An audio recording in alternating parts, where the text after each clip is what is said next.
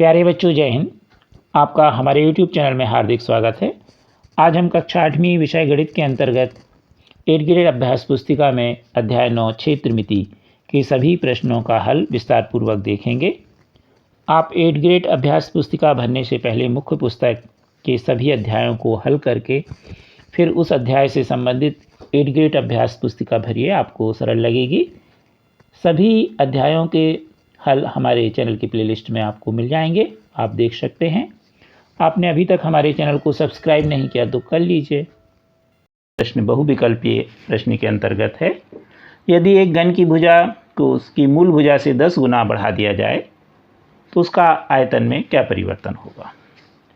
तो जब भी इस तरह का प्रश्न आए कि भुजा बढ़ा दी गई या लंबाई बढ़ा दी गई या त्रिज्या या गुना कर दी गई ऊंचाई, तो सबसे पहले हम देखें किसकी की गई, घन की, और किस में संबंध बताना, आयतन में। तो पहले हम घन के आयतन का सूत्र लिख लें। घन का आयतन होता है, घन का आयतन बराबर ए घन या एल घन। ठीक है, अब यहाँ पर हमने ए घन लिख दिया, आप एल घन भी लिख सकते हैं। अब कितने गुना कर दी गई, ये ए का मान कितना कर दिया गया, 10 गुना। तो हम ए की जगह कोष्टक में लिखेंगे 10a और कितने की घात लगा देंगे, 3 की। अब 10a का पूर्ण घन पढ़ते इसको हिंदी में, और अंग्रेजी में पढ़ते हैं 10a होल क्यूब। अब 10 का घन होता है 1000 और a का a घन रहेगा। अब पहले कितना था, a घन, देखो यहाँ पर, और इसमें कितने का गुणा हो गया, 1000 का। इसलिए इसका सही उत्तर होगा a बराबर 1000 गुना। तो इसका सही है a। ध्यान रखें, आप 1 से लेकर के कम से कम 10 या 15 तक के घन सीधे याद कर लीजिए, तो आपसे बहुत जल्दी घन के सवाल बनेंगे। वर्ग आप कम से कम 50 तक याद कर लीजिए तो बहुत अच्छा रहेगा, तो वर्ग और वर्गमूल दोनों निकल आएंगे। अब देखें प्रश्न दूसरा, एक घन मिलीमीटर किसके बराबर होता है। पहले देखें कि 1 मिलीमीटर जो है वो कितने सेंटीमीटर के बराबर होता है। तो 1 सेंटीमीटर होता है 10 मिलीमीटर, या 1 मिलीमीटर होता है 1/10 सेंटीमीटर।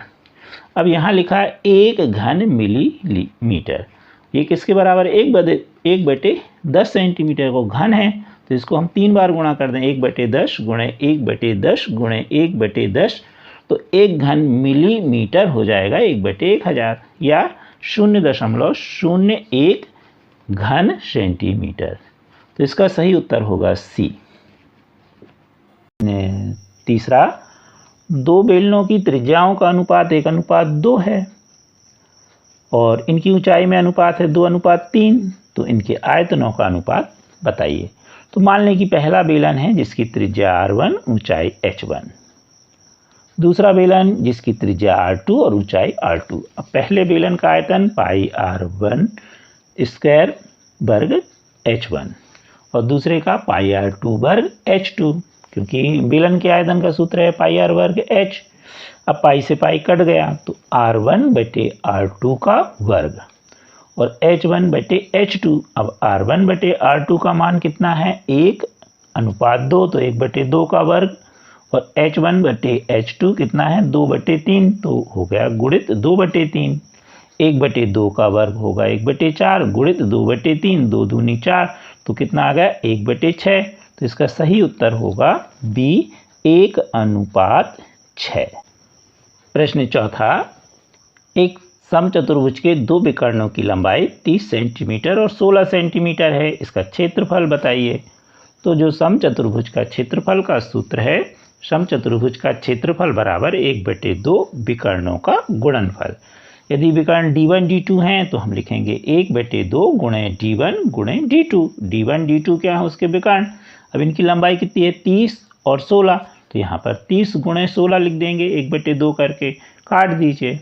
तो हमको काटने पर यहाँ से हम काट दें तो यहाँ पर आ जाएगा 2 8 16, 8 8 3 24, तो हो गया 240। तो इसका सही उत्तर होगा 240 वर्ग सेंटीमीटर, ए वाला उत्तर। प्रश्न पाँचवा, एक घनाभाकार टंकी जिसमें ढक्कन नहीं है, ढक्कन का मतलब ऊपरी भाग से वह खुला हुआ है, लंबाई 1 मीटर, चौड़ाई 1 मीटर, गहराई 2 मीटर है, तो टंकी का पृष्ठीय क्षेत्रफल बताइए। इसके लिए आप अपने कंपास का प्रयोग कर सकते हैं, जो आपका लोहे का कंपास बॉक्स है। चद्दर का। अब देखें हम, तो सबसे पहले हम कंपास देखें तो उसमें लंबाई चौड़ाई ऊंचाई होगी, तो हम पहले उसका घनाभ का अर्थात टंकी का कुल पृष्ठीय क्षेत्रफल का सूत्र लगाएं। 2 कोष्ठक में LB धन BH धन HL। अब अगर हम कंपास का ऊपरी ढक्कन निकाल लें तो उसमें आप देखना आएगा आपका लंबाई गुणित चौड़ाई। तो हम लिख देंगे ऋण LB, यहाँ पर H लिखा है तो H को B कर लीजिए, LB आएगा। अब यहाँ पर हम मान रख दें, L का मान कितना 1, B का मान 1 और H का मान 2।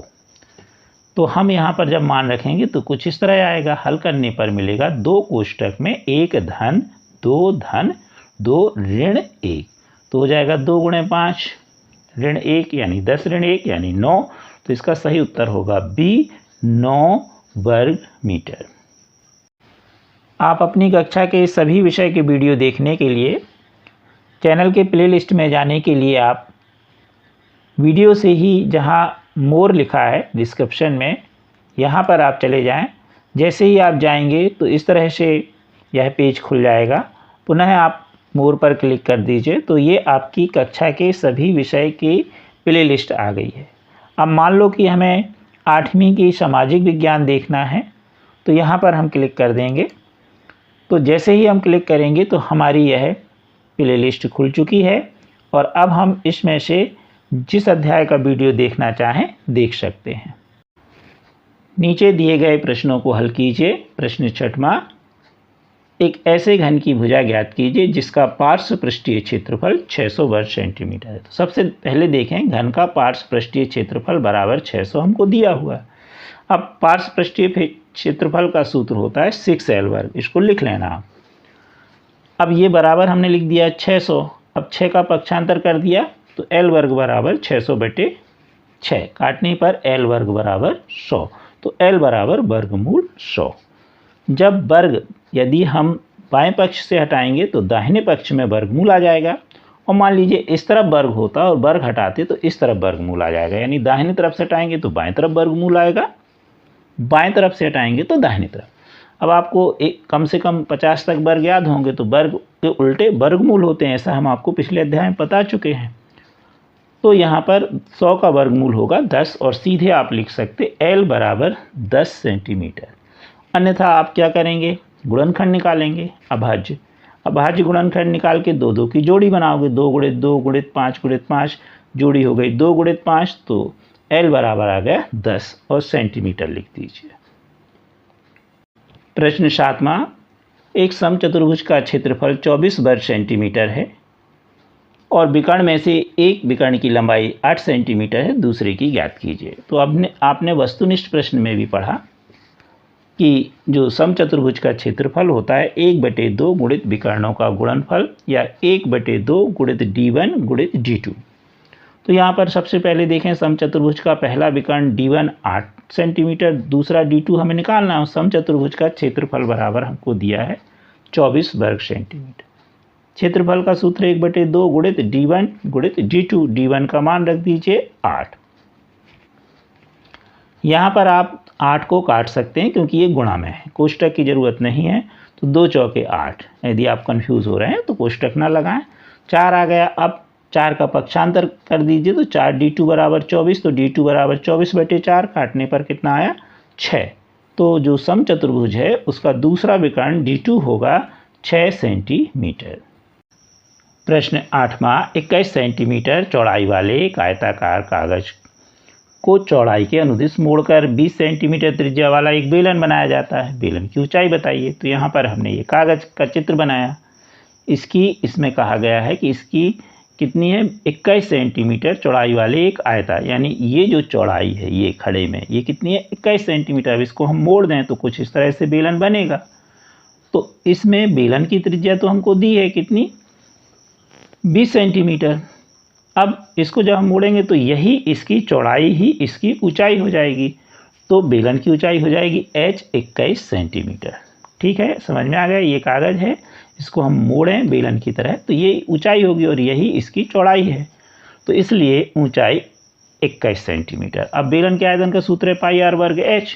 पाई का मान 22/7, r का मान 20, 20 का वर्ग गुणे h का मान 21 काट दीजिए, 7 से 7 21, 20 का वर्ग 20 गुणे 20 यानी 400, या 20 का वर्ग 400 लिख दीजिए, गुणा कर लीजिए तो कितना आ गया आपका, ये आ गया 26,400।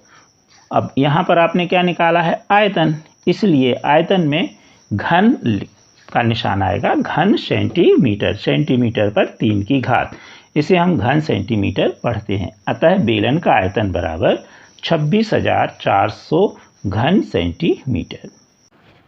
प्रश्न 9वां, एक ऐसे घनाभ की ऊंचाई ज्ञात कीजिए जिसका आधार का क्षेत्रफल 18 वर्ग सेंटीमीटर और आयतन 90 घन सेंटीमीटर है। तो जो घनाभ होता है उसका चित्र कुछ इस तरह है, ये लंबाई, ये चौड़ाई और ये ऊंचाई। अब आधार ये नीचे वाला भाग कहलाएगा, जैसे कमरा है तो कमरे का नीचे फर्श, इसमें आएगी लंबाई और चौड़ाई, तो आधार का क्षेत्रफल होगा L गुणे B, और यह हमको दिया गया है कितना है, 18 वर्ग सेंटीमीटर, और आयतन कितना है, 90 घन सेंटीमीटर। तो हम पहले घनाभ के आयतन का सूत्र लगाएंगे। तो घनाभ का आयतन बराबर 90 घन सेंटीमीटर हमको दिया है, और आयतन का सूत्र है LBH या L गुणे B गुणे H, और अभी आपने देखा ये L गुणे B यानी आधार का क्षेत्रफल हमको दिया है 18, तो LB की जगह हम लिख देंगे 18 गुणे H। 18 का पक्षांतर करेंगे 90 के बटे में आ जाएगा, 90 बटे 18, 18 पंचे 90, तो H बराबर 5, यानी इस घनाभ की ऊंचाई पूछी गई थी, तो ऊंचाई होगी 5 सेंटीमीटर। प्रश्न 10वां, दो घनों का आयतनों का अनुपात है 1:64, तो इनके पृष्ठीय क्षेत्रफलों का अनुपात ज्ञात कीजिए। तो सबसे पहले मान लीजिए पहला घन है, उसकी भुजा है L1 और दूसरे की है L2। अब घनों का आयतन, तो L घन बटे L2 घन, पहले घन का आयतन बटे दूसरे घन का आयतन, और ये दिया है कितने दिया अनुपात, 1:64 यानी 1/64। अब इसी को हम लिख सकते हैं L1 बटे L2 का घन, और यहाँ पर 1/64, 64 किसका घन है, 4 का, तो 1/4 पर 3 की घात, दोनों तरफ घातें समान हैं। घातों का नियम है, अगले अध्याय में आप पढ़ेंगे कि यदि बाएं पक्ष और दाहिने पक्ष में घातें समान हैं तो आधार भी समान होंगे। इस प्रकार ये घातें आपस में कट गई, तो L1 बटे L2 बराबर 1/4। अब हमें उनकी भुजाओं में अनुपात मिला, लेकिन हमें निकालना उनके पृष्ठीय क्षेत्रफलों में अनुपात। तो पहले जो घन का पृष्ठीय क्षेत्रफल होगा वह होगा 6L1 वर्ग, क्योंकि घन का जो पृष्ठीय क्षेत्रफल का सूत्र है 6L वर्ग, तो पहले के लिए लिख देंगे हम 6L1 वर्ग और दूसरे के लिए 6L2 वर्ग। 6 से 6 कट जाएगा, 6 से 6 कट जाएगा, तो L1 वर्ग बटे L2 वर्ग, या इसी को हम ऐसा लिख सकते हैं L1 बटे L2 का पूर्ण वर्ग, और L1 बटे L2 का मान हम हल कर चुके हैं, कितना है 1/4, तो यहाँ पर हम लिख देंगे 1/4। अब 1/4 का वर्ग करेंगे तो 1 का वर्ग 1 और 4 का 16, तो 1/16, तो आंसर आ गया हमारा दोनों के घनों का पृष्ठीय क्षेत्रफल में अनुपात होगा 1:6। प्रश्न 11, एक भवन में 18 बेलनाकार खंभे हैं, प्रत्येक खंभे की त्रिज्या 35 सेंटीमीटर, ऊंचाई 5 मीटर है। 9 रुपये प्रति वर्ग मीटर की दर से सभी जो खंभे हैं उनका वक्र पृष्ठीय क्षेत्रफल पर पेंट करने का व्यय बताइए। तो खंभे बेलनाकार हैं, जैसे आपने कई मंदिरों में या किसी के घर के सामने आपने गोलाकार, जिसे हम बेलनाकार भी बोल सकते, पिलर देखे होंगे, तो उसी की बात हो रही है। अब बेलनाकार हैं ये, और इसकी त्रिज्या कितनी है 35 सेंटीमीटर, ऊंचाई है 5 मीटर। तो पहले हम 5 मीटर को सेंटीमीटर में बदलेंगे, तो 5 में 100 का गुणा करेंगे तो 500 सेंटीमीटर। त्रिज्या R हो गई 35 सेंटीमीटर, ऊंचाई H हो गई 500 सेंटीमीटर। अब पहले जो खंभा है उसका हम वक्र पृष्ठ निकालेंगे या पृष्ठीय क्षेत्रफल। वक्र पृष्ठ का सूत्र होता है 2πRH, लिख लें आप। खंभे यानी बेलन, बेलन का वक्र पृष्ठ का क्षेत्रफल कितना होता है 2πRH। 2 ज्यों का त्यों, पाई का मान 22/7, R का मान 35 और H का मान 500 हल कर लेंगे हम, तो हमें मिलेगा 220 गुणे 500, या हम दूसरे शब्दों में कहेंगे 1,10,000 वर्ग सेंटीमीटर। अब यहाँ पर हम इसे मीटर में बदलेंगे, तो वर्ग सेंटीमीटर है इसलिए बटे में 100 गुणे 100 कर देंगे। सेंटीमीटर होता तो हम 100 का भाग करते सेंटीमीटर को मीटर में बदलने के, लेकिन वर्ग में है इसलिए यहाँ पर हम 100 गुणे 100 का भाग कर देंगे तो मीटर में बदल जाएगा। 0 0 काट दीजिए, 1 0 ये, 1 0 ये, इसी तरह 1 1 0 दाहिनी तरफ से काटिए, तो यहाँ बचा 11। तो कितना आ गया? 11 वर्ग मीटर। किसका? एक खंबे का। अब ऐसे ही कितने खंबे हैं? 18, तो हम 11 में 18 का गुणा कर देंगे तो आ जाएगा 198 वर्ग मीटर। अब प्रश्न में दिया है जो एक खंबा है, जो 18 खंबे हैं उनमें हमें पेंट कराना, और पेंट कितने रुपए वर्ग मीटर लिया जा रहा है? तो सवाल में दिया है 9 रुपये प्रति वर्ग मीटर। तो इसलिए जो हमारा 198 वर्ग मीटर आया है इसमें हम 9 का गुणा कर देंगे 18 खंभों के लिए, तो हमारे पास आया 1,782 रुपये। यानी कितने रुपए खर्च होंगे पेंट के? 1,782 रुपये। प्रश्न 12वां, एक कंपनी चाय पत्ती बेचती है। चाय पत्ती को पैक करने के लिए घनाभाकार डिब्बों का उपयोग किया जा रहा है। डिब्बा पी जो है उसकी बिमाई मतलब लंबाई चौड़ाई ऊंचाई 3 सेंटीमीटर, 8 सेंटीमीटर, 20 सेंटीमीटर, और क्यू की जो लंबाई चौड़ाई ऊंचाई है 2 सेंटीमीटर, 10 सेंटीमीटर और 24 सेंटीमीटर। प्रश्न है कि डिब्बे का कौन सा आकार कंपनी के लिए आर्थिक दृष्टि से लाभप्रद होगा। तो जब हम घनाभाकार या घन आकार का डिब्बा बनाते हैं तो जितना उसमें कागज़ लगता है वह उसका पृष्ठीय क्षेत्रफल कहलाएगा। अब डब्बा किस आकार के बन रहे हैं? घनाभ का, तो घनाभ का डिब्बा पी, यहाँ पर आप कोष्टक में लिख लीजिए घनाभ का पृष्ठीय क्षेत्रफल कितना होता है? 2 कोष्टक में LB धन BH धन HL। अब P की बात कर रहे हैं तो P की लंबाई कितनी है? 3, चौड़ाई 8, ऊंचाई 20, L 3, B 8 और H 20। यहाँ पर हम मान रख देंगे सभी जगह जहाँ जहाँ 3 गुणे 8 धन 8 गुणे 20 धन 20 गुणे 3 हल कर लीजिए, तो मिला हमको 24 धन 160 धन 60। हल करने पे मिलेगा 2 गुणे 244 यानी 488 वर्ग सेंटीमीटर। इतना इसमें एक डिब्बे के बनाने में कागज़ लगेगा। किस डिब्बे को? पी को। अब हम देखें क्यू को। इसी तरह से सूत्र वही रहेगा, परंतु अब L, B और H के मान बदल जाएंगे। L हो जाएगा 2, B हो जाएगा 10 और H हो जाएगा 24। मान रखेंगे 2 कोष्टक में 2 गुणे 10 धन 10 गुणे 24 धन 24 गुणे 2। हल करने पर 20 धन 240 धन 48 या 308 आ गया। 308 में 2 का गुणा किया 616 वर्ग सेंटीमीटर। तो पहले जो P वाला डिब्बा कितना कागज़ लगा था? 488 वर्ग सेंटीमीटर। दूसरे में कितना लगा? 616 वर्ग सेंटीमीटर। तो इसलिए इसमें ज़्यादा कागज़ लगेगा और इसमें कम। तो कंपनी के लिए जो डिब्बा P है वह कंपनी को आर्थिक दृष्टि से लाभप्रद होगा। प्रश्न 13वां, A भुजा वाले 6 घनों को मिलाकर निम्न अनुसार 2 घनाभ बनाए गए, एक ये और एक ये। इसे A और इसे B कहें। अब आपको क्या करना है? प्रश्न है इन दोनों के पृष्ठीय क्षेत्रफल की गणना कीजिए और किसका पृष्ठीय क्षेत्रफल कम है ये बताना है।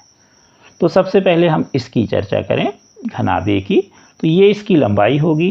कुल कितने हैं इसमें वर्ग देखें हम? घन 1 2 3 4 5 6, तो 6 घन हैं तो इसकी लंबाई भी 1 इकाई 1 के बराबर होगी। तो कुल 6 हैं तो इसकी लंबाई हो जाएगी 6A, क्योंकि 1 की लंबाई है A तो हो गई लंबाई L 6A। अब ये इसकी चौड़ाई होगी नीचे, तो ये होगी चौड़ाई A, तो लंबाई हो गई 6A, चौड़ाई B हो गई A, और ऊंचाई जो होगी ये ऊपर वाली ये होगी A, क्योंकि इसकी लंबाई चौड़ाई ऊंचाई एक सी रहेगी, घन है। इस प्रकार ये जो घनाभ है इसकी लंबाई 6A, चौड़ाई A और ऊंचाई A होगी। अब हम घनाभ ए के लिए पृष्ठीय क्षेत्रफल का सूत्र लगाएं। 2 कोष्ठक में LB धन BH धन HL मान रख दें। L का मान 6A, B का मान A और H का मान A। इस तरह से हमने रख दिया। हल कर लें तो यहाँ पर आ गया 6A वर्ग धन A वर्ग धन 6A वर्ग। अब इनको जोड़ें तो 6 6 12 और 1 13A वर्ग गुणित 2 तो हो गया 26A वर्ग वर्ग इकाई। अब हम घनाभ B के लिए देखें यहाँ पर। अब इसमें हम देखें 3 घनाभ लगे हैं तो कुल इसकी लंबाई कितनी हो जाएगी 3A, चौड़ाई हो जाएगी A और ऊंचाई 2 घनाभ रखे एक के ऊपर एक तो कितनी हो जाएगी 2A। तो यहाँ पर L का मान हो गया हमारा 3A, B का मान A और H का मान 2A। फिर हम क्या लगाएंगे घनाभ B का पृष्ठीय क्षेत्रफल, वही सूत्र 2 कोष्ठक में LB धन BH धन HL। लेकिन यहाँ पर हम L का मान इस बार कितना लिखेंगे 3A, B का मान A, B का मान A, H का मान 2A। यहाँ पर H 2A और L का मान 3A। अब इसको हम हल कर दें तो 3A का A में गुणा हुआ तो 3A वर्ग, इसी तरह यहाँ 2A वर्ग धन 6A वर्ग जोड़ दें तो 6 3 9 और 2 11A वर्ग। अब 11 का 2 में गुणा हुआ तो हुआ 22A वर्ग इकाई। अब देखें कौन सा कम है तो हमें A का कितना मिला 26A वर्ग और B का कितना मिला 22A वर्ग, कम है तो इसलिए घनाभ B का पृष्ठीय क्षेत्रफल कम है। प्रश्न 14, किसी कमरे के फर्श में समचतुर्भुज आकार की 40 टाइल्स हैं। प्रत्येक के विकर्ण 24 सेंटीमीटर और 21 सेंटीमीटर हैं। 2 रुपये प्रति वर्ग सेंटीमीटर की दर से इस फर्श को पॉलिश करने का व्यय बताइए। तो सबसे पहले जो टाइल्स देखें वो कितने हैं 40 हैं। प्रत्येक टाइल्स कैसा है समचतुर्भुज आकार का और इसका विकर्ण कितना है। पहला विकर्ण D1 है 24 और D2 है 21। तो पहले हम एक टाइल्स का क्षेत्रफल निकालें तो एक टाइल्स का क्षेत्रफल होगा 1/2 गुणे D1 गुणे D2। अब D1 का मान रख दीजिए, D2 का मान रख दीजिए। D1 का 24, D2 का 21 काट दीजिए तो यहाँ 12 आ गया। 12 का 21 में गुणा 252 वर्ग सेंटीमीटर। कितने का एक टाइल्स का। अब कुल कितने हैं 40, तो 40 का हम इसमें गुणा कर दें तो 40 का क्षेत्रफल कितना होगा तो 252 गुणे 40 तो आ गया हमारे पास 10,080 वर्ग सेंटीमीटर। अब पॉलिश का व्यय देखें तो 2 रुपये प्रति वर्ग सेंटीमीटर है और कुल कितना हमारा बना 10,080 वर्ग सेंटीमीटर। तो 10,080 में हम 2 का गुणा कर देंगे तो आएगा 20,160 रुपये। यानी कुल पॉलिश का जो व्यय होगा वो होगा 20,160 रुपये। प्रश्न 15, अमन A भुजा वाले 12 घनों को निम्नानुसार व्यवस्थित कर एक घना बनाता है। अब आपको बताना है कि उपरोक्त आकृति का पृष्ठीय क्षेत्रफल कितना है। न्यूनतम पृष्ठीय क्षेत्रफल का घनाभ निर्मित करने के लिए उसे A भुजा वाले 12 घन किस प्रकार व्यवस्थित करने होंगे। ऐसा प्रश्न आपने 13वां नंबर पर पढ़ा था। 2 घनाभ बने थे A और B और आपने देखा था कि B का घनाभ का पृष्ठीय क्षेत्रफल कम है। तो ऐसा ही है, यहाँ एक बना है।